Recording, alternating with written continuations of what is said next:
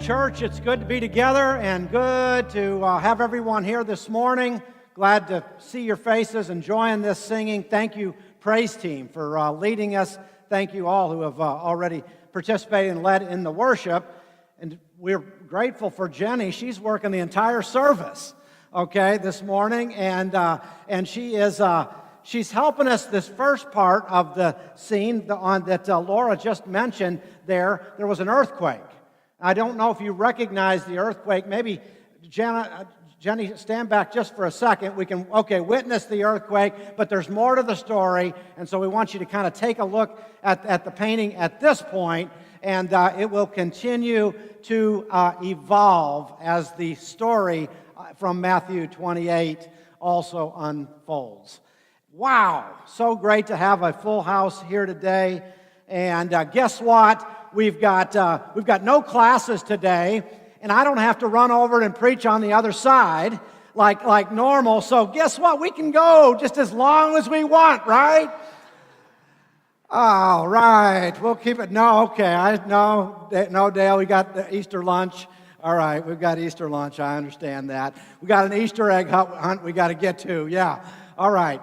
Let's, as we think about this text for just a few minutes, as we've been in the Gospel of Matthew for a while now, thinking about following King Jesus, let's tee up, if you don't mind, Jeff, the little video clip. Final guidance release. We'll expect engine ignition at 8.9 seconds. 10, 9, 8, 7, ignition sequence started. All engines are started. We have ignition, 2, 1, 0. We have a liftoff. We have a liftoff, and it's lighting up the area. It's just like daylight here at Kennedy Space Center as the Saturn V is moving off the pad. It has now cleared the tower.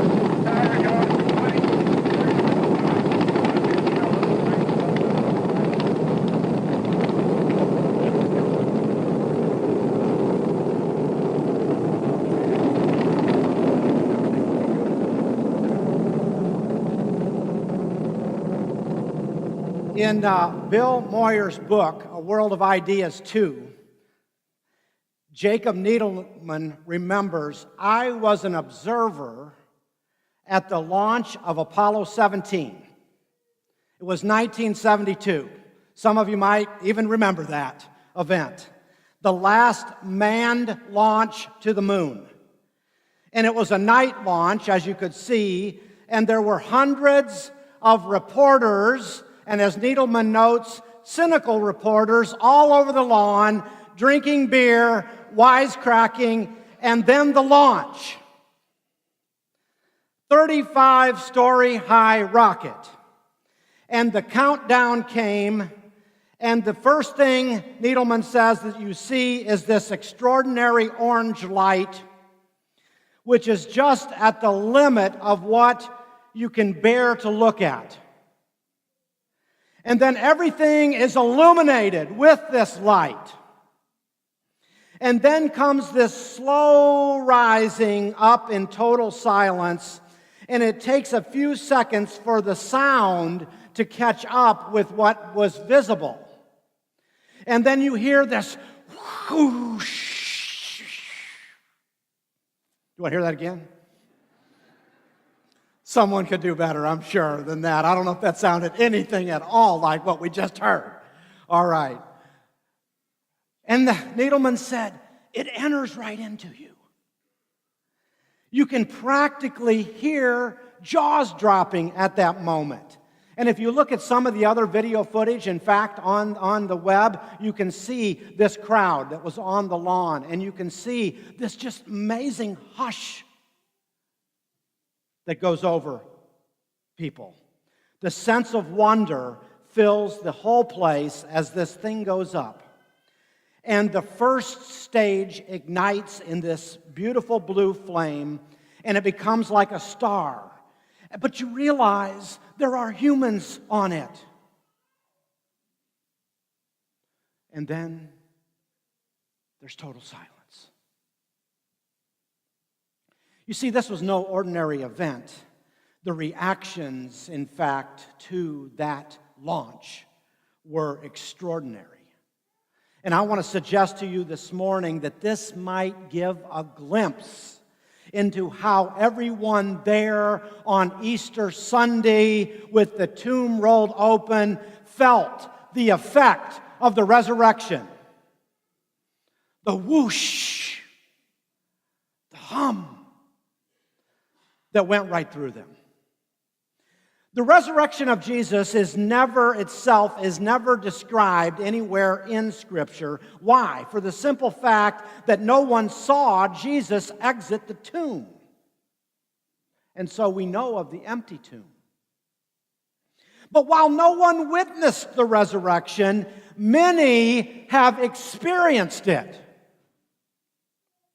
Many then and now feel its effects. I want to suggest to you this morning this title: The Resurrection Rocked the World. The resurrection of the word rocked, or the definition, is to be handed an unreturnable blow. When someone is rocked or something is rocked, it is a game changer. It is a knockout blow. For instance, even to say, to rock the boat means to do something that disturbs the equilibrium of a situation. A mild way of saying what happened on that Easter Sunday. I want to suggest there's just a few things that are just obvious right here in our text this morning, and then see if we can think about how our lives have been rocked by the resurrection. First of all, the earth itself was rocked, and this is what Jenny has begun to portray to us in verse 2 of chapter 28 in the passage that Laura read. The text said, "There was a violent earthquake, for an angel of the Lord came down from heaven, and going to the tomb, rolled back the stone and sat on it." In other words, the ground was shaken, it reeled and it rocked, and something unusual happened to planet Earth. Nature was invaded by the supernatural, and as Ricky Zell said, the earth trembled in sorrow at the crucifixion in Matthew 27, if you'll read the preceding chapter. Maybe you did this past week. And then in chapter 28, it leaped for joy at the resurrection. So we see this earthquake. Have you ever been in an earthquake? Maybe I can remember times of small ones that I've been in. There is a certain sense of immediate uncertainty, of maybe confusion, of the fear, of being just traumatized for a moment. And I would say rocked is a perfect description, because there is this unreturnable blow. There is no way to undo what has been done in an earthquake. For sure, to use the idea of a boat being rocked, your equilibrium is thrown off. The earthquake attests to the cosmic significance of this event, the supernatural at work in the natural world. Number 2. The invisible was rocked. If you noticed what the text said, beginning in 2, let's try it again. There was a violent earthquake, for an angel of the Lord came down. I want you to see this. An angel from heaven, and going to the tomb, rolled back the stone, and then he sat on it. His appearance was like lightning, and his clothes were as white as snow. Now, I married an angel, as most of you know, a human angel. But what about these heavenly beings that serve as God's messengers? Consistently prevalent throughout the Scripture. So different from our world and our worldview today that maybe it's a little hard to grasp. But there are more than 300 times these messengers are mentioned in Scripture. In most every book of the Bible. Oh, she turned it around. Here's what I know about that angel, that messenger. He was super cool. Okay, I mean, what a cool assignment. Did he know in advance that he had this job to roll away the stone? I don't know. Was it like getting a call to the bullpen? Okay, it's time for you to get in the game. Are you warmed up? You're in. And if the resurrection of the Son of God wasn't a big deal of this passage, we could write a story about this messenger, this superhero action figure, this angel. He looked like lightning. He was dressed out in pure white. He shows up, he rolls away the stone, and then he sits on it. Not to guard it, but to let the women in. And I propose that what this is signifying, in addition to the fact that the stone had to be rolled away, is the fact that the whole invisible world, the world of angels and the world of demons and the world of forces of good and evil, whatever exists in the greater world of God, beginning with this angel, was rocked that day. While the angel helped rock the world, he too was rocked. The forces of heaven and earth, visible and invisible, were rocked. Well, okay, an earthquake, and the earth was rocked. The messenger, the angel, was rocked, but the guards were rocked. Notice what our text says in Matthew 28 and beginning in verse 4. The guards at the tomb were scared to death. They were so frightened, they couldn't move from the message. What does this mean? They're paralyzed. These guys stood like petrified wood. They were so shaken. Some events move us to action, don't they? And other events in life just paralyze us. What happens to the guards is what happens to everyone who looks deeply at the resurrection. You may at some point move out to activity and action, but I suspect our first response is that we are shaken. The resurrection causes this amazing reversal. The one who is dead is raised, and the ones who are alive appear dead. They were scared stiff. The guards were rocked, weren't they? Then I want us to see in the text, remember who came to the tomb in 28 in verse 1. The text says, after the Sabbath, at dawn on the first day of the week, Mary Magdalene and the other Mary went to look at the tomb. So we want to think about the Marys for a moment, but I want to read verses 5 through 8 to set that context for us. The angel said to the women, do not be afraid, for I know that you are looking for Jesus, who was crucified. He is not here. He is risen, just as he said. He had foretold this. Come and see the place where he lay, and then go quickly and tell his disciples he has risen from the dead and is going ahead of you into Galilee, and there you will see him. I think about these women.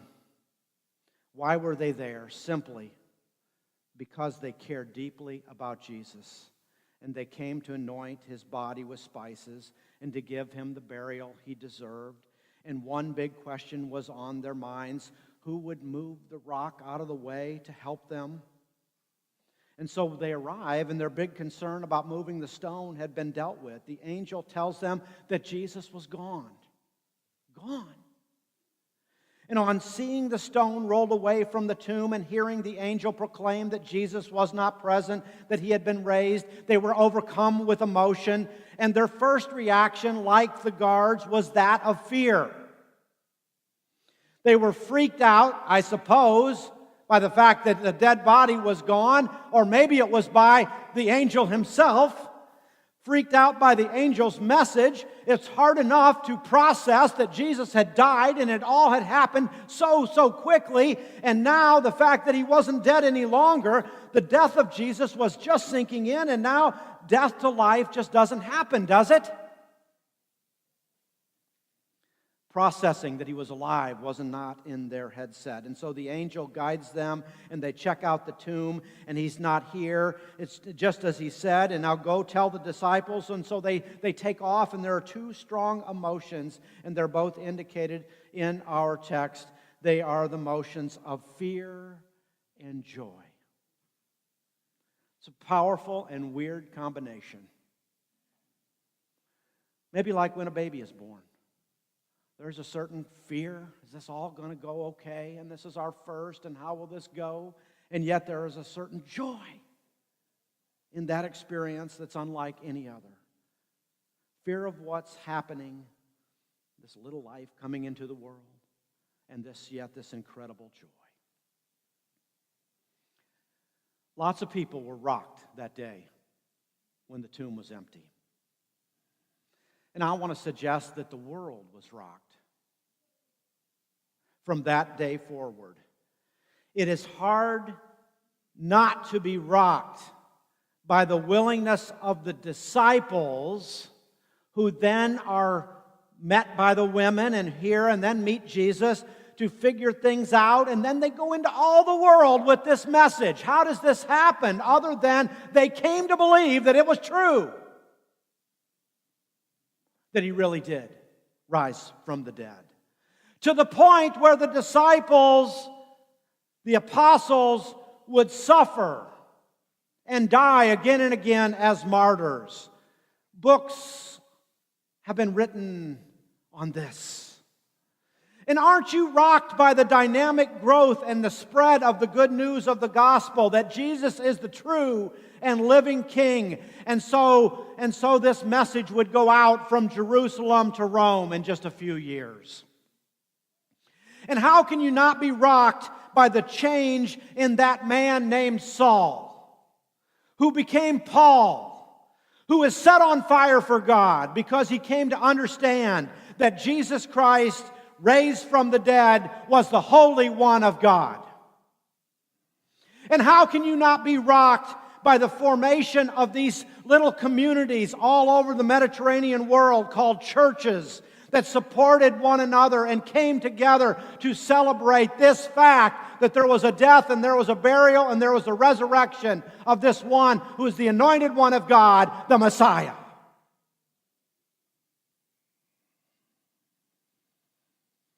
And how can you not be rocked by the turn in world history from that day forward and the move from Sabbath on Saturday to new Sabbath, to new creation, celebrated on Sunday morning by hundreds and hundreds of millions of people for 20 plus centuries now? God broke into the world and He shook it up. And who can deny the evidence both then and now? The world was rocked by the resurrection. And guess what? I can look around this auditorium this morning and I can see dozens and dozens of lives that and have met hundreds of others and have read about thousands of others whose lives have been rocked by this truth.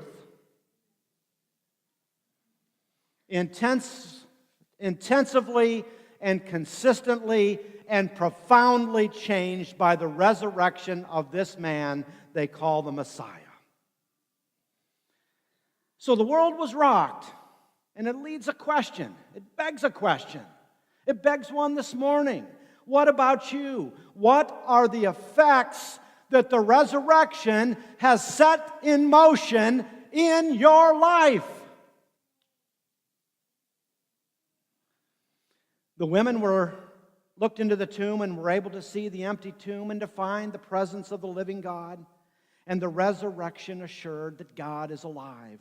God, not death, not crucifixion, has the last word. And so the greatest enemy of all, and all of the foot soldiers of that enemy, sin and evil and injustice, have been defeated, have been crushed by God. You can live today. I want to invite you, I want to tell you it is an opportunity. You can live again today in the freedom of the resurrection of Jesus Christ.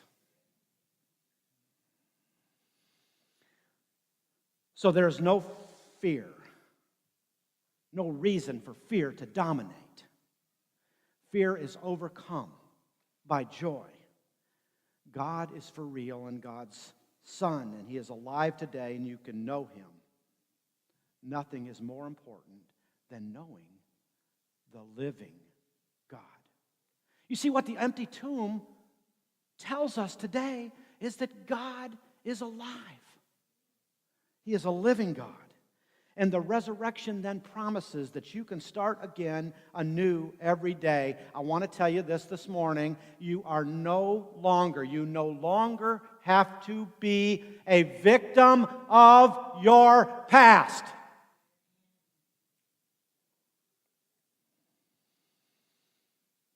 You are no longer simply a product of your circumstances. You are invited to say yes to the risen Christ, and I know that it will adjust the world in which you live. The resurrection declares that it is different every moment of every day. And as some have said, and we're beginning to see a little sign of spring out there,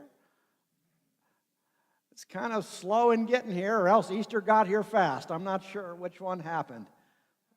March kind of going out like a lion, I think. But in any event, we look around and God has written the promise of resurrection not just in His Word, but in every leaf.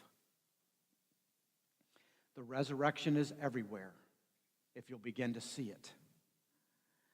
And the challenge for us is to have the courage to say yes to the risen Christ. That's the hard part. To say yes to the risen Christ. Let me say it one other way this morning. When the women saw Jesus, their response was what? Verse 9. It says this. So the women in verse 8 hurried away from the tomb, afraid yet filled with joy. There are both emotions, and ran to tell His disciples. And here is verse 9. Suddenly Jesus met them.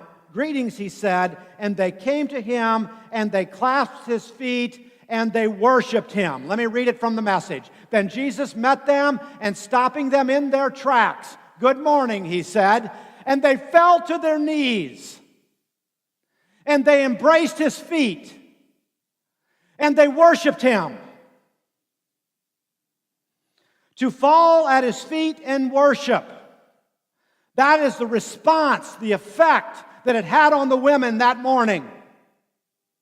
Now, I want you to see one more thing in our text, and that is in this very same chapter in Matthew 28, as we move to the end of to the section known as the Great Commission. Listen to this. This is now Jesus has risen, and there have been 40 days, and now He's going to ascend, and this is last time with His apostles and the disciples, and the Scripture says this: meanwhile, the 11 disciples were on their way to Galilee, headed for the mountain Jesus had set for their reunion, and the moment they saw Him, they worshiped Him.